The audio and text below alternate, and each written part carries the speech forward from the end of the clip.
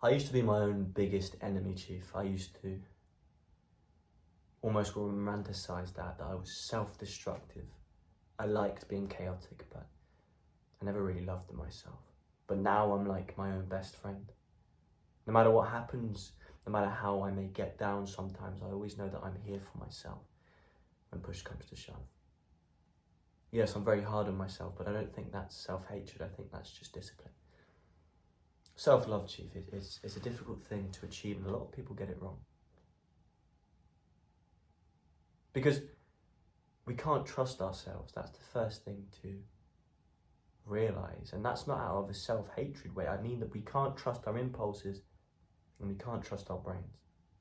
Self-love for one person could be constantly indulging in pleasures like instant gratification such as movies, TV, video games, porn, junk food, all this stuff that feels good in the moment, and treating ourselves can be disguised as self-love, but you are poisoning yourself.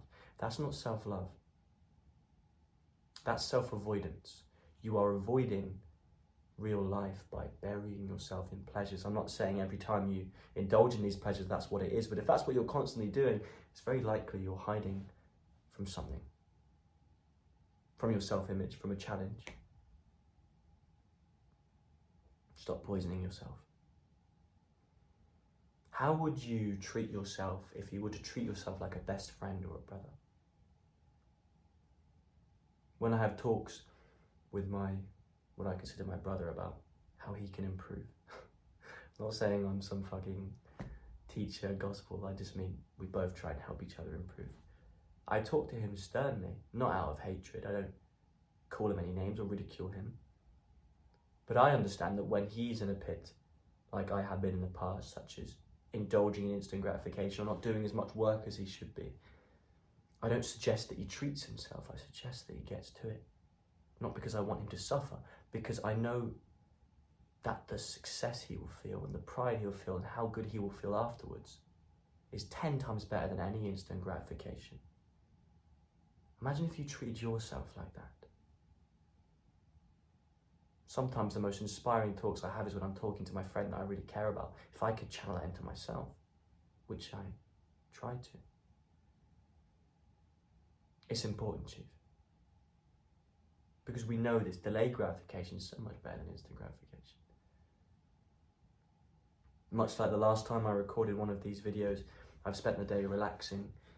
I've got a day off work that I usually don't. But my brain started to get very foggy, and then I did something that I didn't really want to do in the moment, but I did. I went down to the local lake and I forced myself to meditate. That cleared my brain, and then went to the gym, did a really hard session in the moment, didn't like it, but now I feel better. And now I can record these confidently. That's self-love.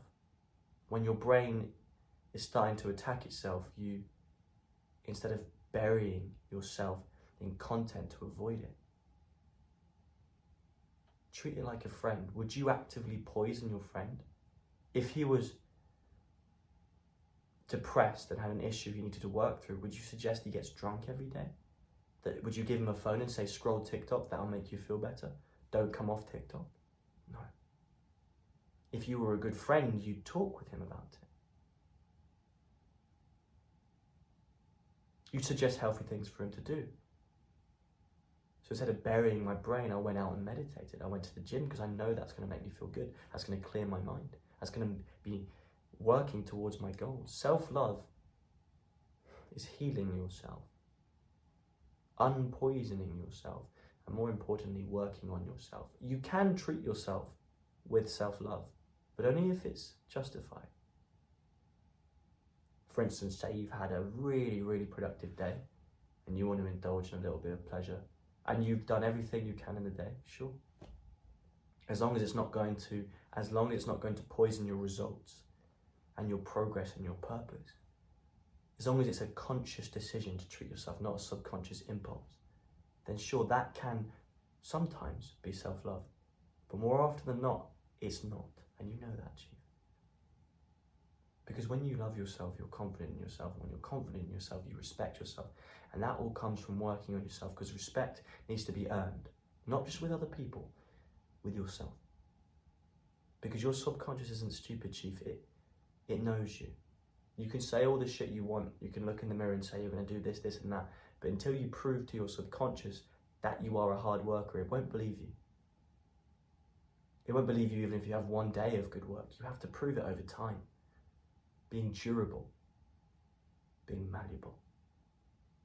Of always coming back, no matter how much you fail, whether it's your fault, whether other people are keeping you down. If you're always coming back and always getting back on track, then at least you will know that you're someone who is resilient. And finally, another very important thing about self-love is forgiveness for yourself. Again, if your best friend made a mistake, if he slipped up on his goal, if he was lazy, if he let himself go, would you hate him? No. You'd pity him. You may feel bad for him, but you'd try and help him get back on track. Would you tell him to give up? No. So why would you do the same for yourself? You should have yourself priority. Understand why you did the things you did. Have sympathy.